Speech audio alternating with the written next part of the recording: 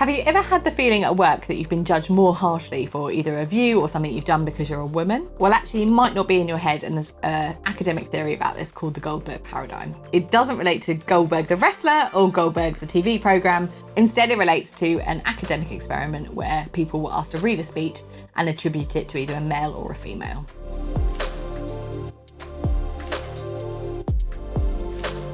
The experiment asked groups of people to rate a presentation, but were told it was either by a man or a woman.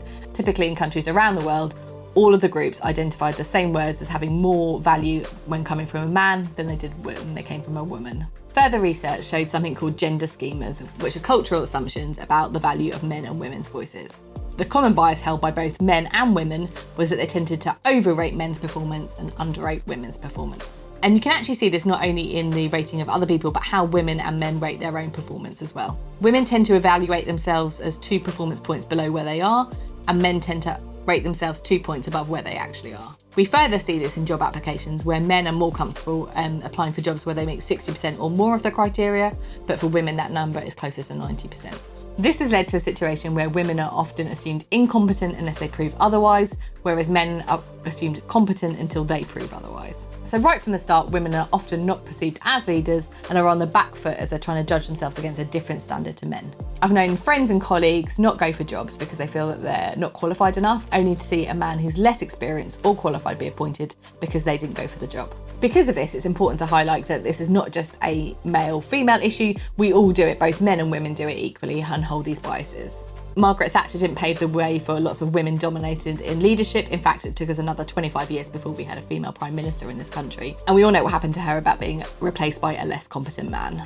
The fact that women hold this bias as well sometimes explains why we're not good at paving the way for each other, level the playing field, or give them a seat at the table. Assumed incompetence as a woman can often make you feel like you're on the back foot and on a treadmill that you can never get off. So as a woman, if you feel like you've been held to a higher standard at work, it may not be your imagination. It's the Fred Astaire and Ginger Rogers syndrome. Ginger Rogers did everything that Fred Astaire did, but backwards and in high heels, yet he's the one who's regarded as the great dancer.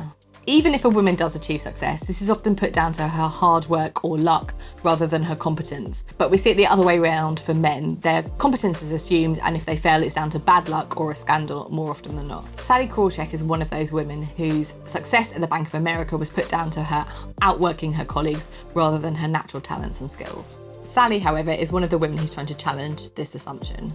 Through her Elevate network, she has identified that they have many of the qualities and skills to succeed in these times. Not only in a post-pandemic world, but also in line with the fourth wave of feminism.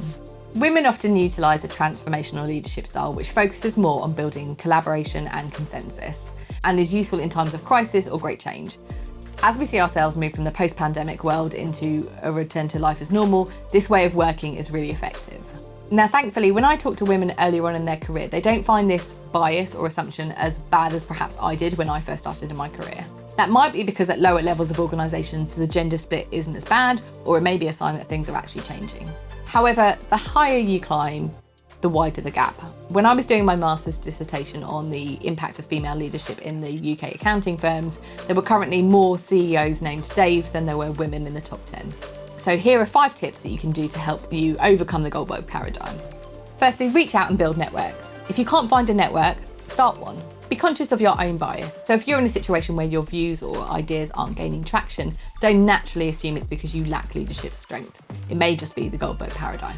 If you agree with what another woman is saying, then back her up publicly. Telling her behind the scenes won't help either of you advance in your careers. Set yourself the goal in every meeting you go into to either voice an opinion or ask a question. The more you do it, the more comfortable you will become. If you see other women undervaluing their own contribution or skills, call them out on it. Women are not in competition with each other, and the more we promote each other's abilities helps us to level the playing field. Overcoming the Goldberg paradigm is something we all have a part to play in. Please leave a comment below about your experiences. On my channel, we give you the tips, tricks and hacks to help you navigate your career. Please like and subscribe, and I look forward to seeing you in the next video.